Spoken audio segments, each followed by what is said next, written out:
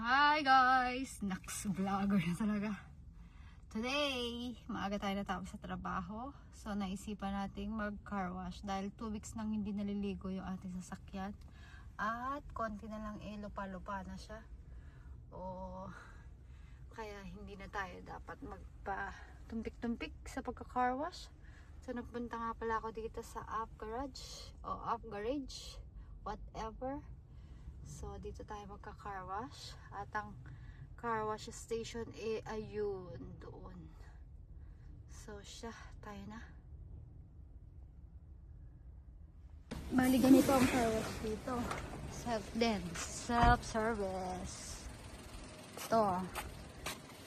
So, may nihongo siya. Tapos na English din naman. Kaya, hindi na ako mahihirapan. Tapos, tinuruan na rin naman ako ng asawa ko. So, ayan. Ayan yung mga choices. So, 500 lang ang kukunin ko dahil hugas lang talaga. Hindi kayo nababasa, syempre. Diba? Tapos, wait lang.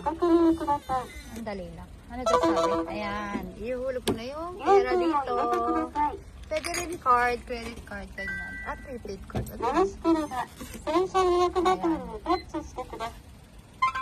Tapos, ayan na. Ayan, umakyat na yun. Tapos, wait lang ha. Papasok na tayo doon.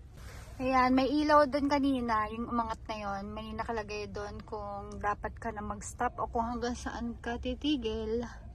Kasi meron siyang limit na space para ipasok mo yung sasakyan mo.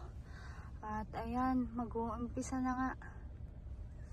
Natatakot ako dito, lalo pag mag-isa ako kasi nga naka-Japanese.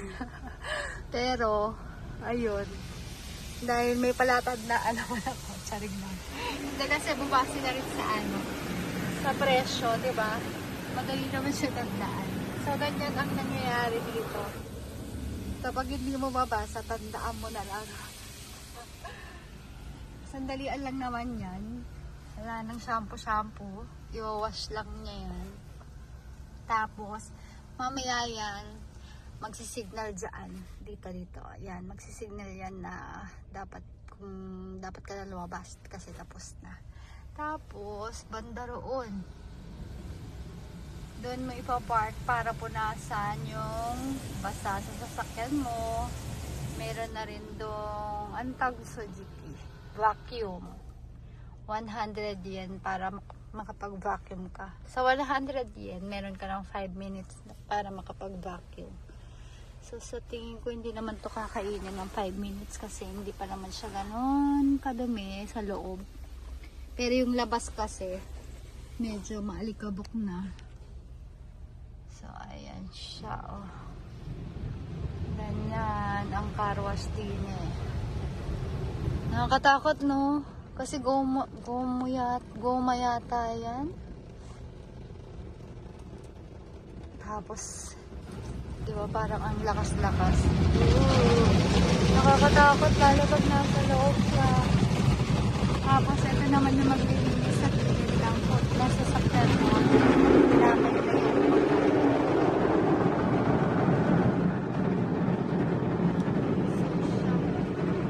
Ayan lang siya. Tapos, mamaya medyo may hangin na dyan para ma-wash out yung tubig. Pero hindi pa yung sapat, kaya pupunta tayo doon mamaya para magpunas ng body ng sasakyan. So mamaya na ulit ha. Kailangan natin ng 100 yen para sa vacuum. Babacuum natin yung loob ng sasakyan. So ayan. Ito yan siya. O, diba? Ang haba, oh. Pak.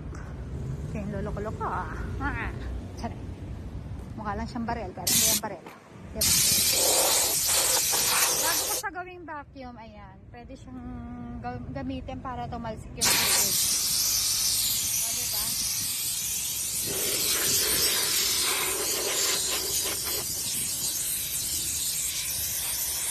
diba?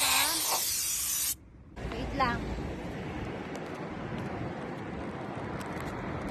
Buti na lang wala snatcher dito kaya malabong mawala yung cellphone natin.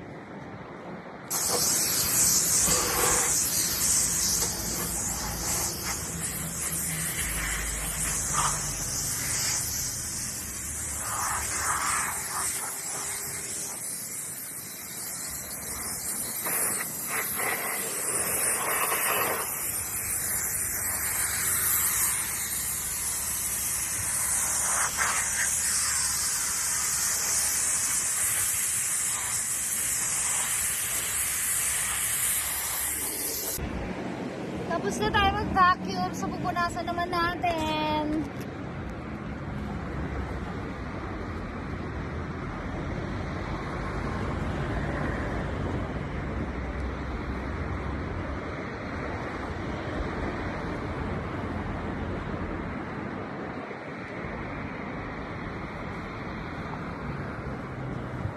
Buti na lang hindi ko kasama si Shota kasi kapag kasama ko yon hindi pwedeng basta punas lang. Hindi pwedeng basta vacuum lang.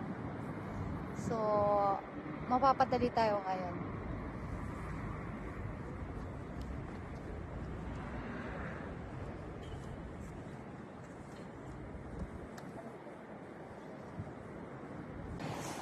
Dan car wash.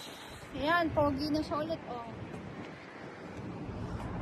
Sa mga gusto mag-car wash dyan, punta na kayo dito sa Up Garage. Ayan. Ayan siya, oh. Ayan. Halagang 500 nakapag-car wash ka na. And that's it for today's video.